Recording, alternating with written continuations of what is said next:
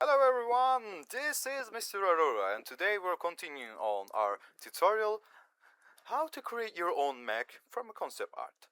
So, from the last episode we created our mech, we created a silhouette and we started to understand the process of creating a character from a concept art. We separated it into pieces, divided, then at the end of the project we combined them. Of course, that is depending on the project, but for us, for this tutorial, exactly, we are going to make an animation ready character, and in the end of this tutorial, I will show you how to animate your character as well. So, in this episode, I'm going to show you how I modeled the right gun arm of our mech. So, let's get to it. Also, in this episode, I'm going to fast forward some of the things because I don't want to waste your time and I don't want you getting bored while watching the whole episode and me modeling. Rather than that, I'm going to explain my process and what tools I use. In the last episode, I got some comments that suggest me to use key showing add-ons that show you my keys. Unfortunately, I have recorded this session earlier, so in in the next episodes I will show that. I will show more attention to that and other comments that I have heard. Now, let's move our concept art to the side and hide the rest of the body and just let's just focus on the arm because we don't need to see the rest of the body, so we're just going to highlight the body, toggle on that, and hide the rest of the body. Now, I'm not really happy about the first shape, so let's change it a little. As we can see, it's much more a blocky shape. So, let's fix that. As you can see, I'm choosing loops and aligning them with axes. How you can do that is very simple. You select your loop, then you press S, resize tool. This is a very important tool that we use very often. Then we click on the axis we want to align it with. Then we press on 0 and it will align it into 0 degrees, the whole loop. As easy as that. Now, other than that, we can use that tool in face mode, vertex mode and line mode. So, loop mode, I'm sorry. Now, also we can see that we have a cylindrical shape right above our gun. So let's add that. But as you can see, it has too many faces. And at this stage of the modeling, we don't really need too many faces, so let's just reduce that into 16 faces. Now, let's rotate it, and also, a quick tip, when you press R, it opens rotate mode. Interesting, right? Now, as you can see, our gun arm should be much more thicker, so let's adjust that. And also, we can see that our sensor has a bevel. So we can press Ctrl and B and bevel our edge. And from the left side, we can change our bevel settings, we can add more loops into our bevel, and we can soften our bevel or sharpen it according to our preference. Now, this side, I'm going to raise it the whole side, so I'm going to change the mode and select the whole loop with the face, and I want to raise it in Z axis, so I'm going to press G and then Z to raise it in Z axis. Now I don't like this barrel, so I'm going to remove it and remodel that part. So let's fill the gap, and I want it in the middle of the model, the face. But before that, let's delete these as well and refill them because I'm not really happy about the shape. And as you can see, the underside of the gun is much emptier than above, so let's fix that. Also, you can see there's a bevel there, so we can add a bevel. But first let's add a bevel here in order to do not disturb our shape and edge flow. As you can see, adding a flow there, a loop there, won't cut it. So let's add a cut here and delete that and separate these pieces into two objects. Then we can combine them later on, or we don't. Long as we have this object in a single object file, it will remain like that. So you can see the inside of the gun and the outside is separated. So we can fix that by selecting the whole faces and extruding them inward. And let's add a loop here. And okay, I want it to be symmetrical, so let's add loop to the both sides, duplicate them, and extrude these parts. As you can see, there's a little heat release part there. Heat sink. Yes, the correct word is heat sink.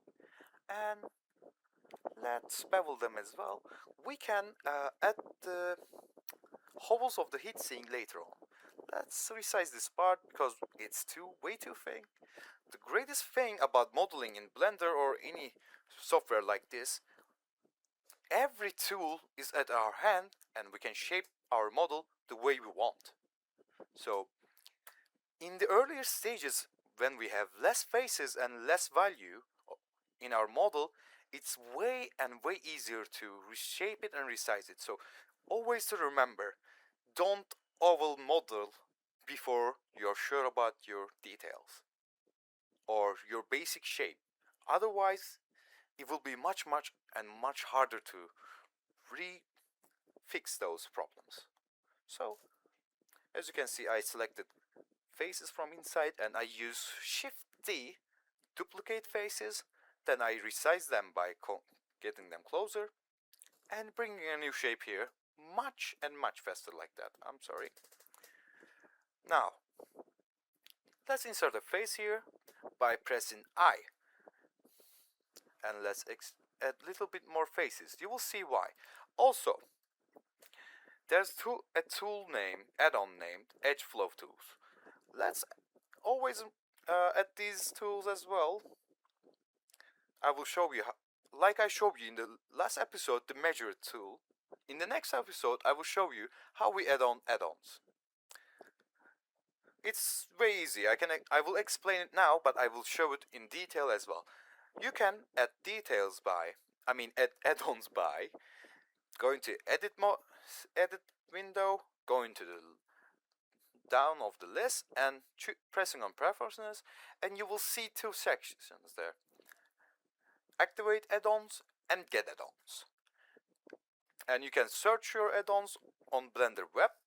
It allows that, and we can easily add our add-ons and activate them. Without even turning off the application, they are activated.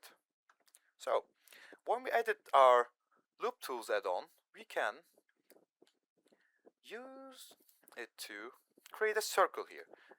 So, our barrel is circle. So,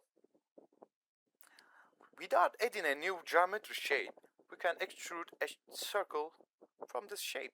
That is the reason I added extra loops. So, we choose our faces, then we go to the Loop Tools mode and turn it into a circle and extrude it, just like that. Now we have a circle. As you can see, there's a little attachment part of our barrel, so I extruded it 2 times. Now, the basic shape is there, but we need more details. In order to do that, we will add bevels, insert parts, extrude them. It goes on and on. This part I'm going to skip forward a little.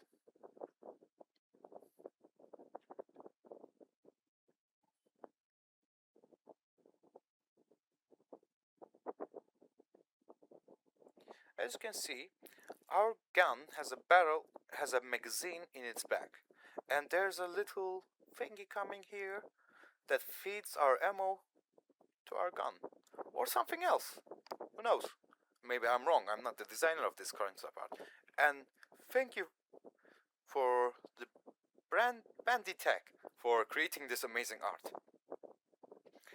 And if you see me, Bandy, I use your concept art. Thank you for it. And if you don't approve of me using it, I will remove it immediately. But thank you. Where are we left? Oh, yes. We're creating our other geometry shapes. So it connects it like that. So we need to connect our shape to this shape. But we don't need to exactly combine them. If it were a high quality model, of course, we must combine them.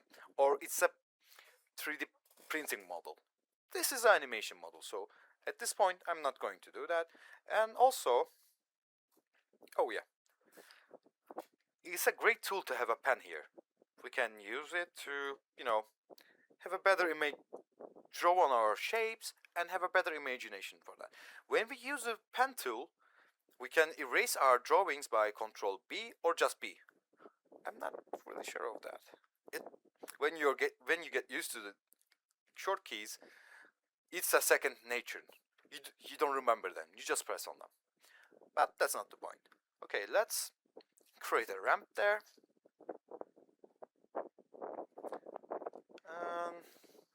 So as you can see, it has protruding parts that goes outside. And there's a part, cable, something like a cable, going under our gun.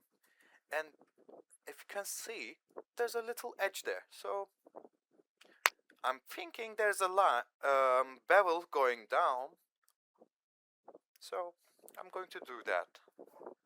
So we're going to do a little cable here, but we don't need to add a new shape or something new.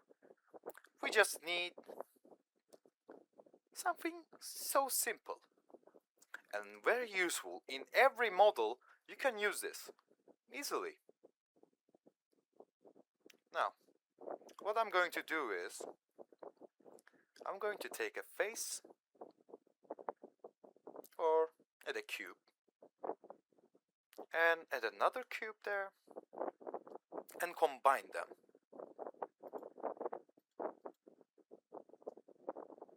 Now, the way I combine these cubes is very simple, and this bevel tool really helps you create organic shapes so easily.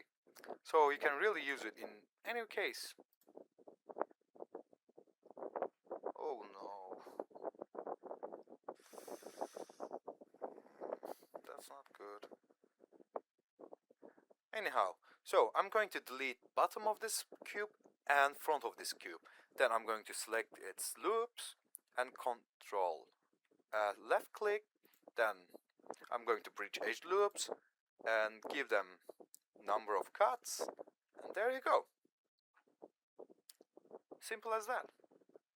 We can adjust its loop size, the twist, or how it flows, the flow of the shape.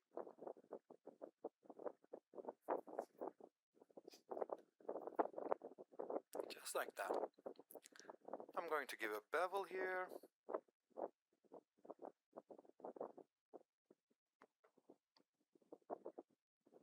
There you go. Now,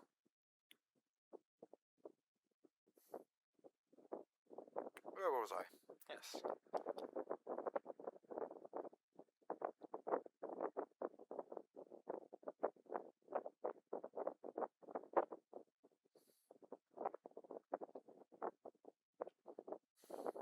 Now, we also have the shape of our gun. We can add details slowly.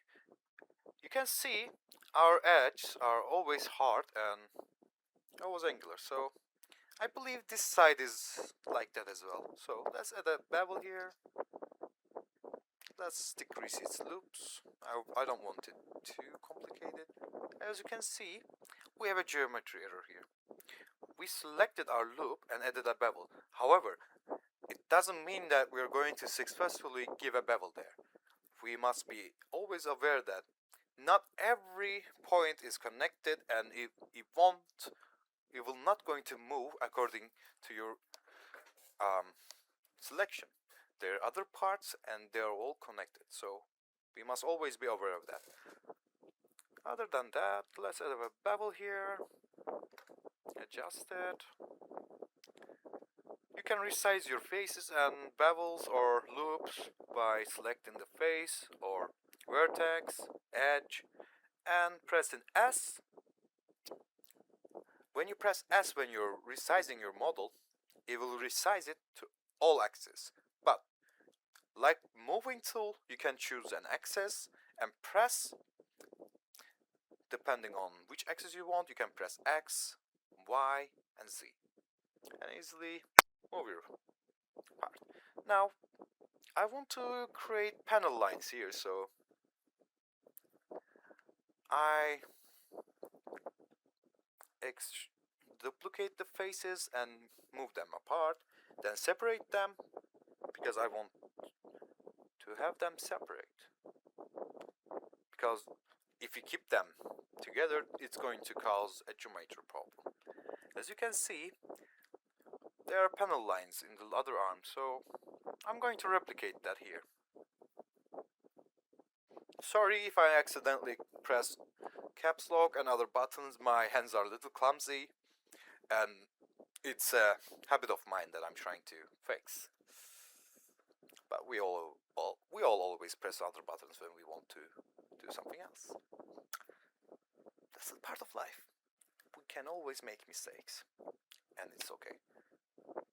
So, like that, I decided to delete those faces and insert a face here. I also added a loop cut there to protect the shape and edge flow. But I'm not going to turn this model into a high poly model, so this kind of cut is okay. But when you're working on a high edge flow model, you'll always try to create quads or faces with, actually you don't try to create triangles. Most of the time, most 3D models are always avoiding creating triangles, because when you create a triangle, it's really hard to model around it, and when you add a subdivision modifier or something like that, it will create problems on edge flow. So be always cautious of that. Now, I want our barrel to move when the mech fires, so I'm going to create a separate object and connect it to a different bone. I'm going to give it a bevel. Let's move it there. As you can see, the barrel has a heat break there, or pressure break, because when a bullet fired, it creates a pressure and the barrel helps the power expand, so the explosion continues on inside the barrel and pushes the bullet to the end of the tip of the barrel and flings it away. So having a long barrel sometimes equals more pressure, so you need to have a pressure break in order to protect your barrel. I might be wrong, and if I am, please engage me in comments and fix my errors or fix my grammar, my typos. I'm always open to criticism. Anyways, we're going to create a loop here because I want my faces to connect to somewhere without creating a triangle. As you can see, we have a triangle there, so it will create a face problem. I don't want that. Let's complicate our shape and give it a loop like that, and we can connect these faces easily by clicking. These all faces, and they are one face now. So I push the triangles to the back. I'm going to do that. It's not a great idea to do that, but in this model it's a cube, so it will not break my shape too much. I also want an opening for the mouth of the barrel, so the muzzle break. So I'm going to copy this shape, extrude it, and turn it into a cylinder. Now, what I made is a tool. I'm going to use this cylinder to easily carve a shape into my model. And how we do that is adding a Boolean modifier to our main shape, then choosing our cylinder and push it against our shape, and they will erase that shape from our muzzle. Simple as that. But using this tool is a little bit tricky, because when you do when you're modeling with a high polygon model, it tends to create problems, because at the end of the day, this tool is just taking face values and removing them, not fixing geometry or fixing model errors. Okay, now let's reshow our mech and resize our gun, because that is too big. Also, we can't pull it too low, because our line is going to touch the leg and it will cause a problem like that.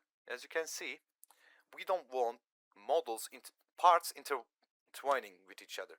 It will create less professional work and it will look out of place. It will really look out of place. Now, I am happy with the result that this gun resembles what I want. But as you can see, our backside of our mech is very barren. And as you can imagine, this will not create a good illusion. So let's take the face value of our shin. I'm not going to resize a cube to fit in there, so I just take the face value, copy it, and extrude it, and easily create a simpler shape from just copying. I don't want these loops, so let's dissolve them by lines. If you try to dissolve them by directly dissolving the faces, it might cause problems, because it will remove the lines and vertex as well. So we don't want that. We just want to dissolve one of the edges and push them in its place. Just like that. Yes. So, oh no, we don't have knees. Let's bring them here. I'm sorry, old profile. No, I'm sorry, little guy, but I'm going to take your shins. Yeah, life can be brutal, you know. One day you take somebody's candy, the other day you take somebody's shin. Who knows? Of course, I'm joking. Don't take anybody's shins, please. That's not a good move. Anyways. Okay, let's add our knees, and you can see they're a little bit more wider than I made them, so let's make them wider. And get their insides as well.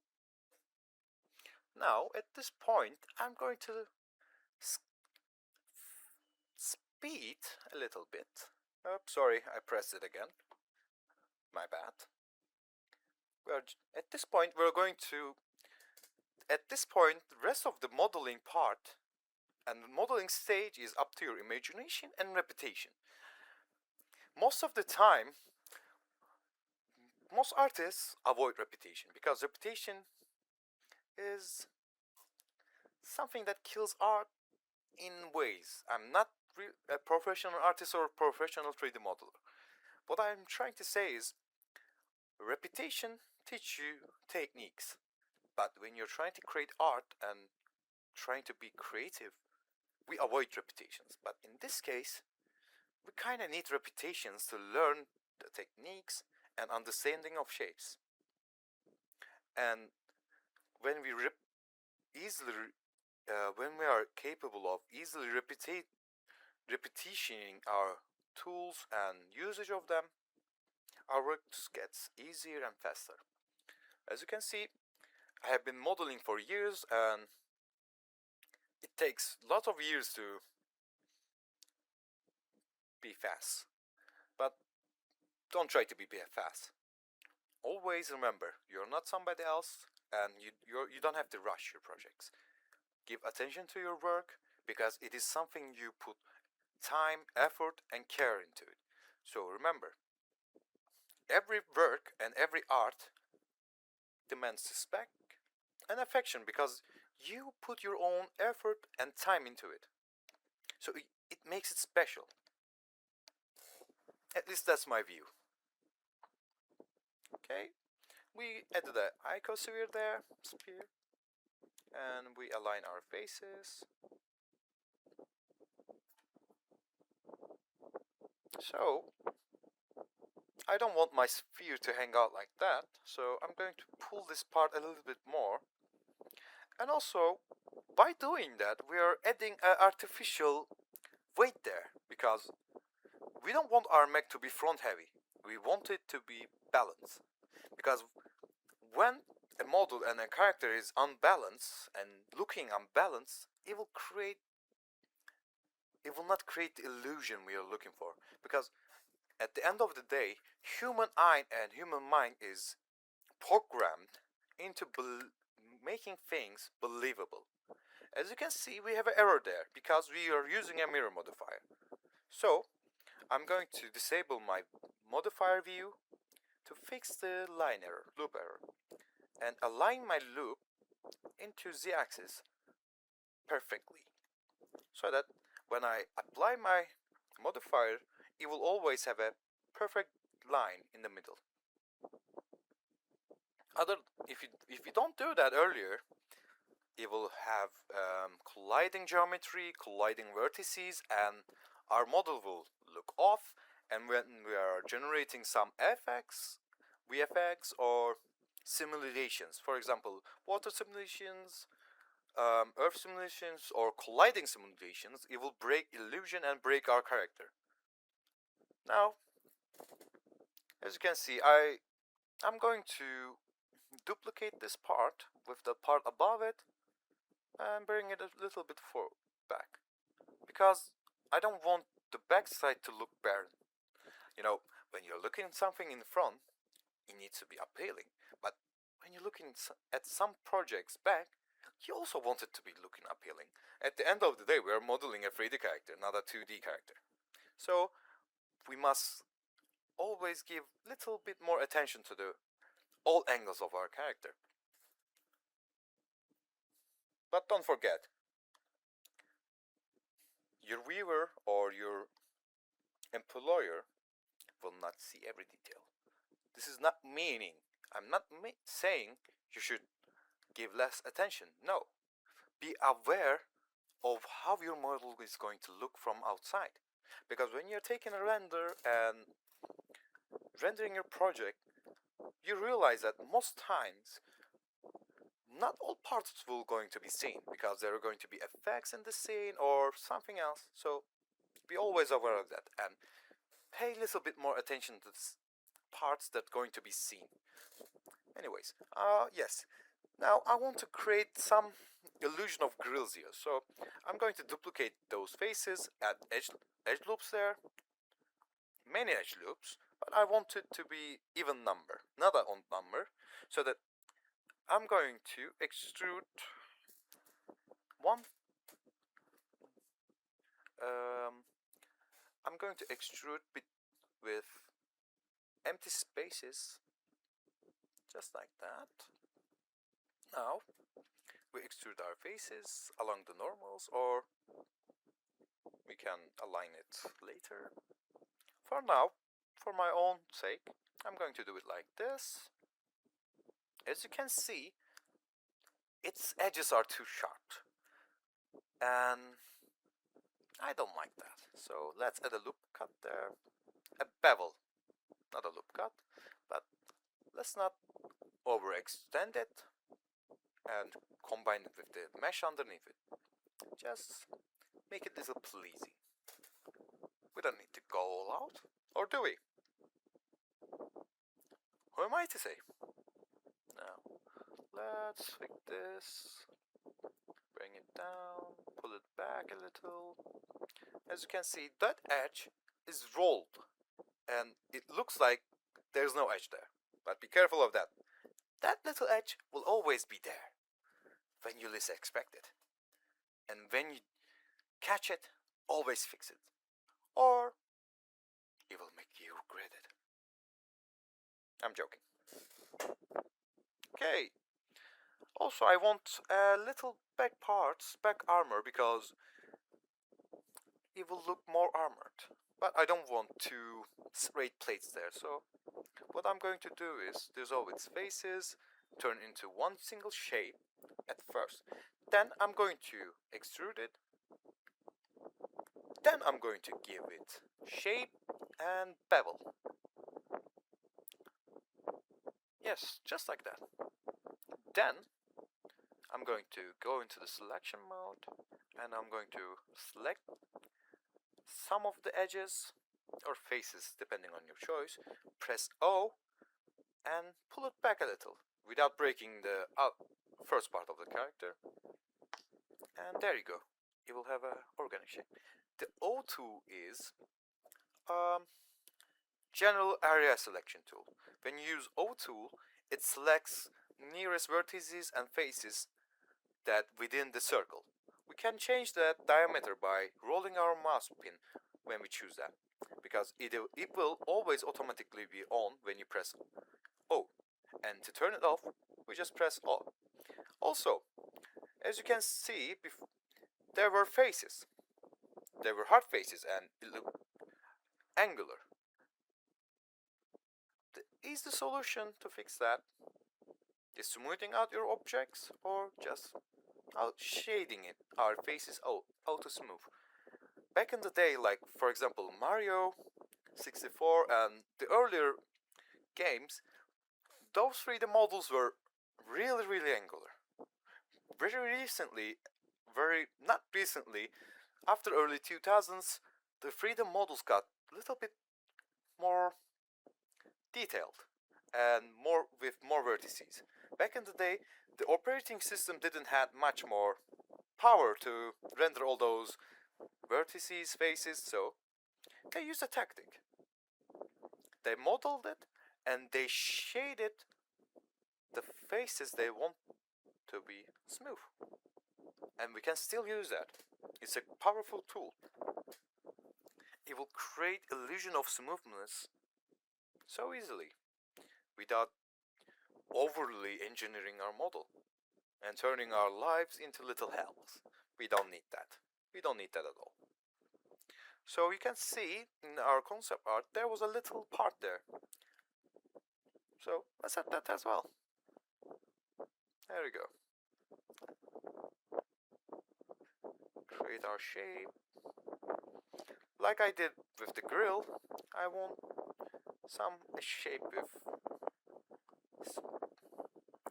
space between them. So let's do that, but I'm going to skip forward, add bevels, smooth it, add a cube at its beginning, get a face from there, adjust it, put it there, and do that. So, we did most of our works.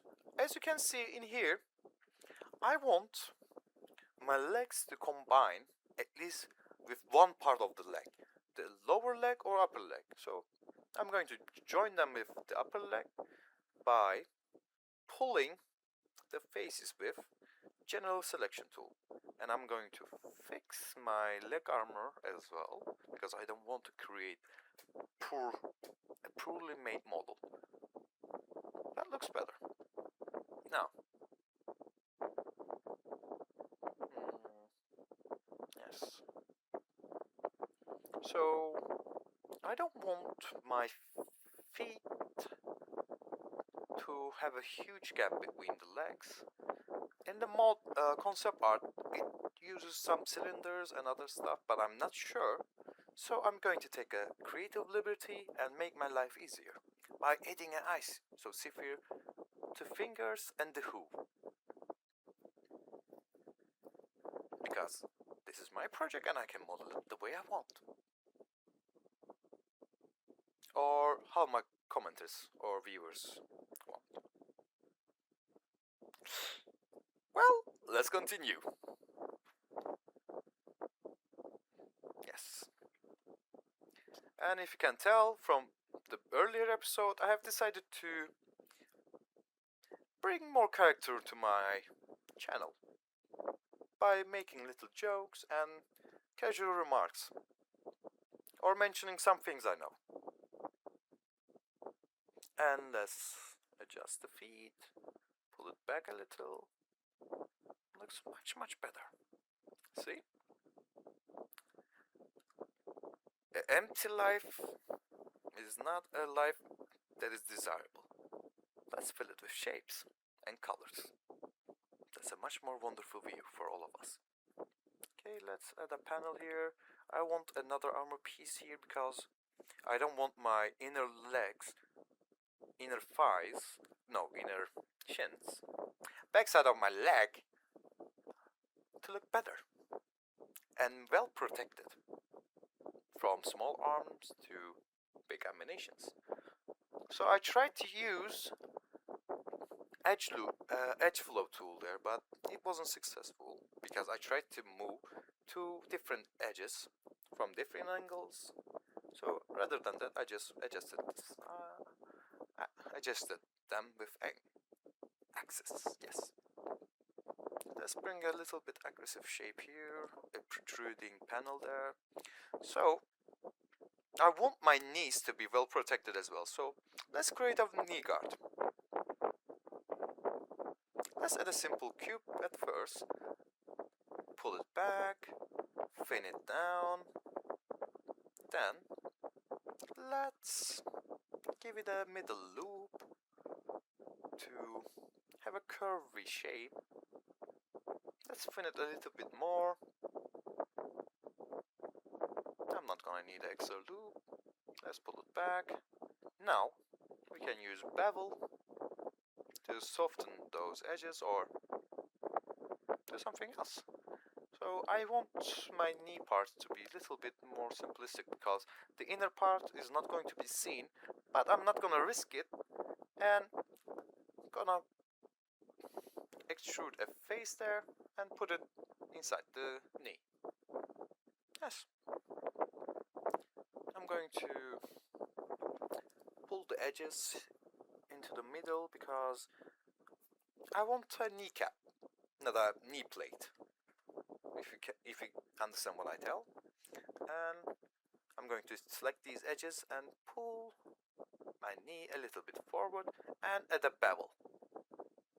This is looking much better, but I'm going to give it an auto shade. And when we auto shape, it's not going to always be the perfect shape. So we have to move our edges, or we can go to the edit mode and select the edges, and we can choose the edges we want it to be sharp and give it a sharp modifier. We click right mouse button in the edge selection tool and select the make sharp tool, and there you go. Simple as that. That's what I'm trying to explain to you all.